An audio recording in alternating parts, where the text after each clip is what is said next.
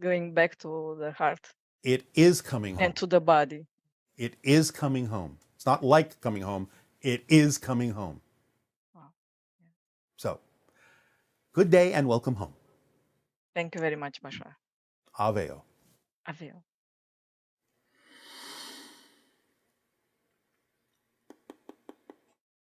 Hi Bashar, it's Dami from Israel. I'm curious about the hybrid children, the teenage ones from 16 years old and above. Do they date between them like Earth kids? They have all their hormones and date each other. And the older ones, can the girls get pregnant? Do they start a family between them? Is it happening on the ships? Thank you.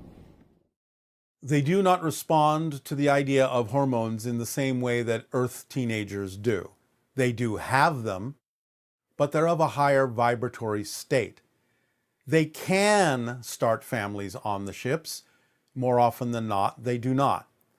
They will often wait until they arrive on Earth so that the starting of a family can blend in more with the way that Earth culture expresses itself in terms of its replication. They don't date in the same way that you do, but they simply recognize that connections exist, that agreements have been made on a higher level, and gravitate to each other based on their awareness of those connections. But it's a very different sensation, a very different experience than the way many Earth teenagers will gravitate to one another. Even though the reason they gravitate may be similar, the hybrid children are far more aware of the reasons for the agreements and what it is that they need to get out of them, rather than being quite so unconscious about it. Hello, good day. Good day, good day. I'm so thankful for the opportunity to be able to speak to you today. And I'd like to begin with some context and explore maybe 2 or 3 topics with you, time considering. All right, please proceed.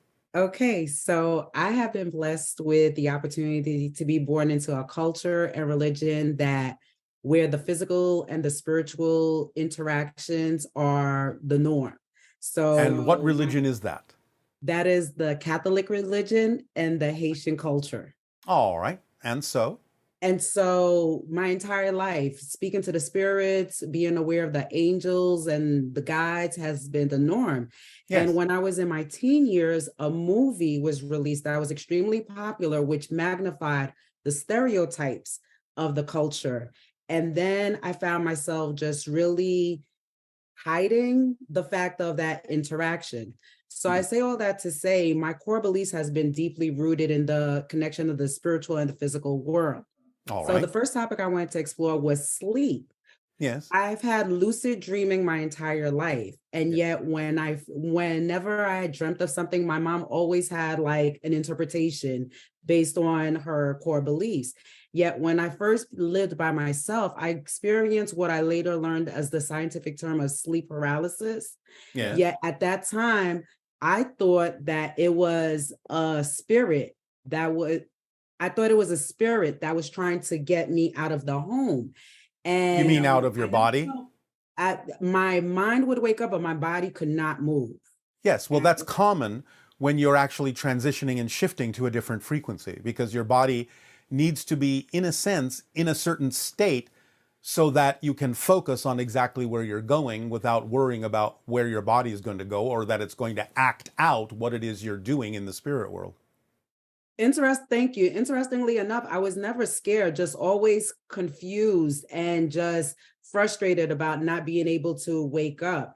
And as I've gotten older, I realized as soon as I began a prayer of Our Father, I snapped out of it immediately.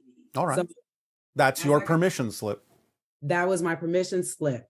And so one of the things that I realized most recently in my lucid dreaming is the ability to change what is going on and to be acutely aware of the scene. So for example, I woke up on a doctor's table and I saw that I knew it was me, but it was not the physical me that I know it to be.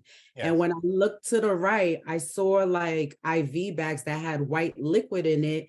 And I thought that was a little bit strange because I was just like, wow, I thought my blood was red. And then I was excited because I was like, oh, that means I'm going to lose weight because I felt so light. Yes. And then I woke up. Yes, well, you are remembering a compound experience, being slightly shifted out of your physical reality and at the same time interacting with extra-dimensional and extraterrestrial beings. You are part of the hybridization agenda, but you were compounding that by understand that you were being fed more light. That's the white liquid. It actually is light, but you interpreted it as an IV. Yes, I interpreted it as an IV with milky white liquid in it. And I felt so light, as a result of just, Well, yes, of looking course. at that. Why wouldn't you feel light if you're being fed with light? Noted. The next shifting into that is the sense of intuition. So again, my core beliefs has been that, that the spirit guides are always here to help and assist you. Yes. And I clearly recalled when I met my life partner that immediately I felt like the world shift, like this is a remembering. Yes. And The remembering of an agreement you made to help each other in this life in this way. well, the interesting part about it is that I used to joke around like, when I go to heaven, I want to know who thought this was a good idea because it seems so misaligned. Like there was no rationale for that coming up together. Yet I realized at every juncture of a crisis, that's when I delve deeper into the spiritual learning. Yes, well, you thought it up. You thought it up. I thought it up. Yes, you thought it up. In other words, you presented yourself with opportunities, as you just said, to present yourself with challenges that would help you grow. So you thought it up. You made an agreement with other people to help you in that, just as you're helping them in what they thought up they would like to experience as the theme that they're exploring in physical reality. So that's how it works. The spirit thinks it up and then projects itself into an experience of physical reality to explore physically the idea of the theme and the patterns that you decided would be the challenges that would help you grow. So I'm happy you mentioned the word patterns because that's one of the things that really resonate with me with the teachings that I've heard you in the past, that it's not a pattern when you do it over and over again. It's a conscious choice. Yet Well, it's a choice. It's a choice whether it's conscious or unconscious. It's a choice. It's a choice. Yes. And you have to be aware of the fact that it's a choice in order for you to get out of the idea and the definition that it's a habit and a pattern that can't be broken. So you have to understand that it's important to take responsibility for the fact that on some level, it's a choice to respond in the way that you're responding to what may seem to be a pattern, because again, a lot of time they're there to give you a lesson so you can learn something, so you can change yourself in ways that you said you wish to. Well, the interesting thing about it is that I've heard you say that when the similar experiences presents itself and you change how you respond, that's when you know that there is really growth. Yes. So while I'm patting myself on the back because I'm walking through a situation where I definitely changed my response, yet another, for lack of a better word, shoe dropped. And I'm thinking to myself, like, is the universe trying to be funny with me now? Maybe. It does have a sense of humor. But the idea is, again, if there is still some residual reaction of a negative sort to the next thing that happens, then you haven't actually learned the full lesson yet. Otherwise, you wouldn't be reacting to it in the way that you are. You wouldn't say, oh, another shoe has dropped. You would simply recognize, oh, here's another opportunity for me to learn something about myself. Because if you're still reacting the old way, you haven't really changed that much. Okay. I received that. So Right. to what extent does our spirit guides assist with the themes and the soul contracts that we have planned? They give you guidance, and that's why they're called spirit guides. They don't do it for you, but they may help you, shall we say, encourage you to move in certain directions, to look at certain things that will give you the information and the experience that you need. So they will gently guide you. It may be a thought in your head that you think is your own, that's not. It may be synchronicity showing up, giving you information. That could be a message from the guides. You could overhear a conversation because you went down this side of the street today instead of the side you always go down, because the guide encouraged you to take a different path today because they knew you would overhear what it is you needed to hear. Many times guides work best when they use what's already in front of your face in physical reality, because then they don't have to try so hard to get you to pay attention to the message. You suddenly recognize that, oh, what a coincidence. That's something I was looking for. That's something I wanted to hear. That's some information I needed to know. You recognize it as such. And the urge to find yourself in the position of overhearing that or seeing something could have been the nudge from a guide. And that may have been all they needed to do to get you to receive the information you needed to receive. It's rare that you will actually hear words in your head, although sometimes that can happen from a guide. Again, they try to be unobtrusive because they're guiding you, not living your life for you or making decisions for you. That is wonderfully helpful. And it's interesting because I recently named my guide because I've had this conversation, out loud for so long. I figured I might as well give a name. Yes. And I literally hear my guide saying, like, I'll make a decision and say, like, nope, that's not it. And then I'll just allow synchronicity to take its form. All right. What did you name the guide? Kamara. And what does that mean to you? Kamara means moon phases. I said it makes sense because there's always a transition. A new phase. There's always a new phase. There's always a new phase. Yes, remember, the journey is the destination. The process is the point.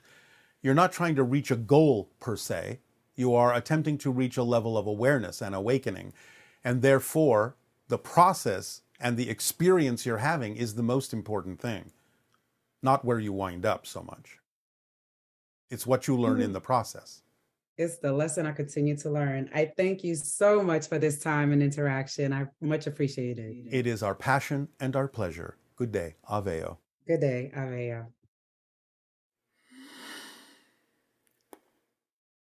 Hi, Bashar. My name is Lisa. I'm based in Hong Kong. A few years ago, I saw your video talking about Hong Kong-China situation. You mentioned that by 2025, we will have a political change. At that time, I was really doubtful about this because we were at the high time. But in this few years down the road, we saw the change, and it's probably where we're heading. And I want to ask, is it a very bad change? And after that, will it be better? Are we safe to stay in Hong Kong in this period? I cannot answer those questions directly for you because it involves too much political information which we are not allowed to intervene in. We can say this: after 2026 and somewhere in 2027, after a major contact event, many things on the planet will change in a more positive direction. That's all we can say for now. Good day. Thank you so much for this. It's so exciting. It is our passion and our pleasure to interact with each and every one of you. What would you like to discuss? I want to talk about a paradox. Please, by all means. Many years ago, when I first started meditating, I felt suddenly that I was not breathing, but I was being breathed by the universe through the top of my head. Yes. Another time, I felt like I saw a million miles away a red disc that came dashing over toward me and then over the top of my head. And by then it was the entire universe, and it fell right through me and landed between me and the earth.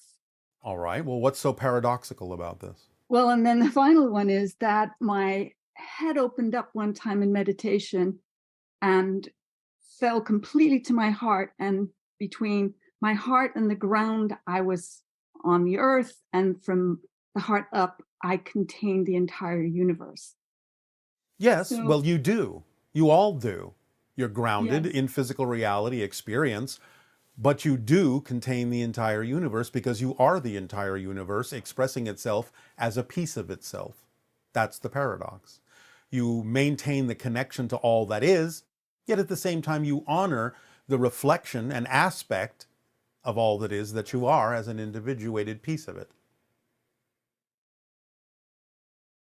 I guess my question about it is that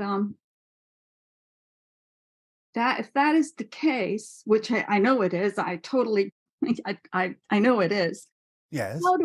how can I, like, if I'm having a problem with something. I beg your pardon, I beg your pardon, I beg your pardon. A problem? You mean a challenge, an opportunity to grow? Yes, yes.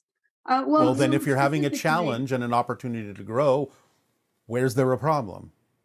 It yeah, depends on how you face it. It getting depends on how you define it. clarity. Clarity about what? Well, for one thing, I have in my entire career never felt like I've been successful at it, even though I'm very, very good at what I do.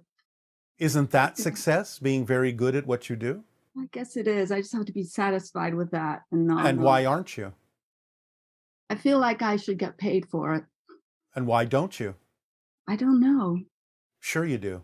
What are you afraid will happen if you ask someone to pay you for what you do? What are you afraid will happen? They'll send me packing. Why?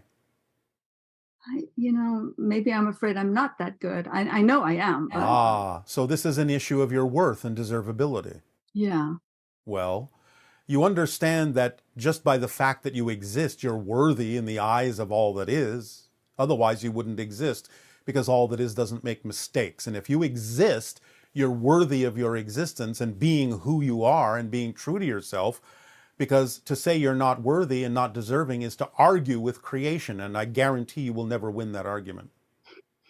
It is also very arrogant to say that out of all the beings in creation, I alone am unworthy. I alone do not deserve. That's actually arrogance.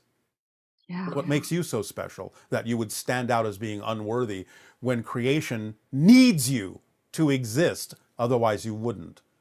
So are you not worthy on the face of your existence? Yes. Then stop worrying about it. You can be fair. You're always going to check yourself to make sure that you maintain a balance. But if there's no real exchange for what it is you have to do, what it is you have to give, then there's no balance. There's no fairness. There's no exchange. So what is wrong with having some degree of exchange that represents the idea of the worth of your gift that you have to give? I'm not saying you always have to charge for it, but it's all right to do so if you maintain a balance and an equality in the exchange. Mm-hmm. Yes? Yes. So, do you feel more comfortable doing that? Comfortable, like, asking for money? What is it that you do? What is your passion? What are you doing?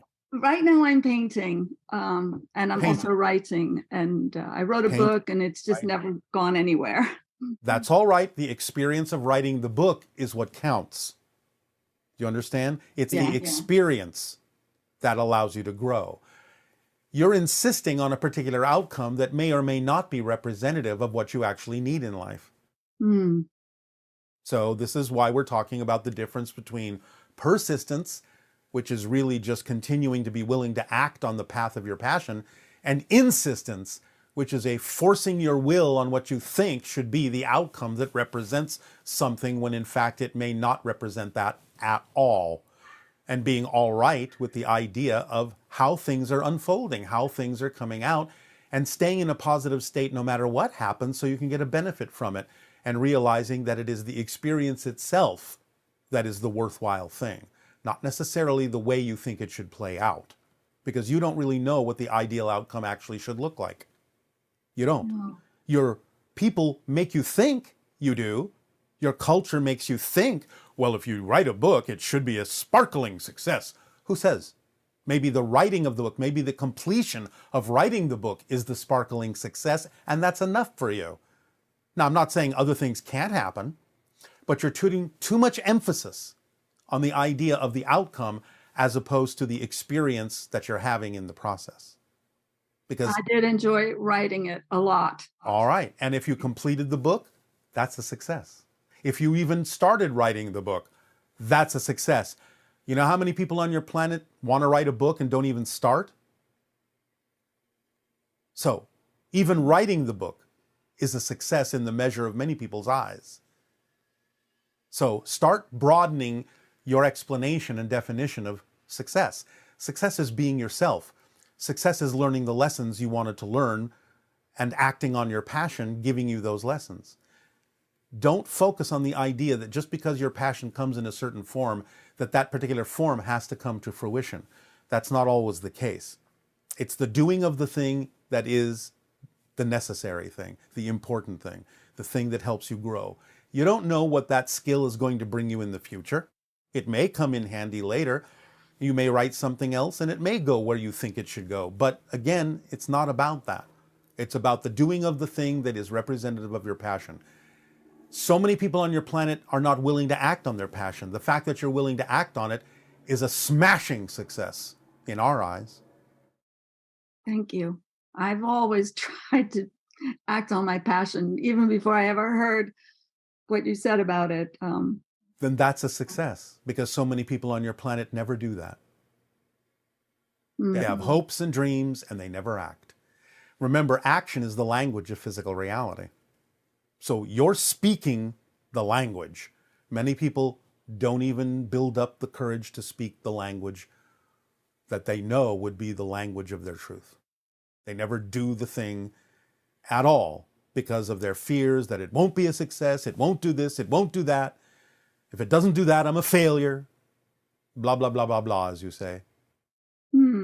It's the doing of the thing that is successful, and the learning while you're doing that is the true success.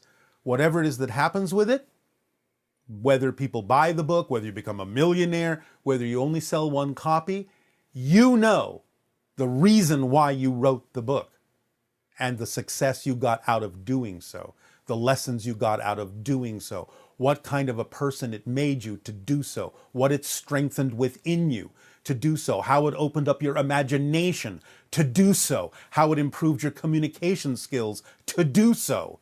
Yeah. Maybe it's not even about the fact that the book sells, but the idea of your imagination opening up, your communication skills improving, that will come in handy later in life in a way that will allow you to look back and go, oh, I see. It's not about the fact that the book sold or didn't sell. It's about that now that I'm in this situation, writing the book gave me the skills I need to really accomplish what I'm accomplishing now. Everything's interconnected. Everything's in orchestration. Don't put so much pressure on yourself about the way you think things are supposed to unfold or come to fruition, because you really have no clue what the ideal outcome is yet. Yeah. I'm always hoping I'm doing what the universe that I felt inside me wants me to do. It's not about the universe wanting you to do anything. If the universe wants anything, it's for you to be yourself and decide what's true for you and follow your passion. Because passion is the universe talking to you. It is your higher mind sending you messages saying, this is the next step. That's why you feel it that way. That's what passion is. It's a message vibrationally delivered by the higher mind and all that is, saying this is who you are. Your body interprets that message as the sensation you call passion and excitement and creativity and love and action. So by acting on your passion, you are listening to your higher mind, you're listening to the universe, you're willing to believe it's guiding you. And when you act on your passion, you're speaking the language of physical reality that tells your higher mind and the universe, yeah, I heard you, and I'm willing to listen to your guidance. And then the universe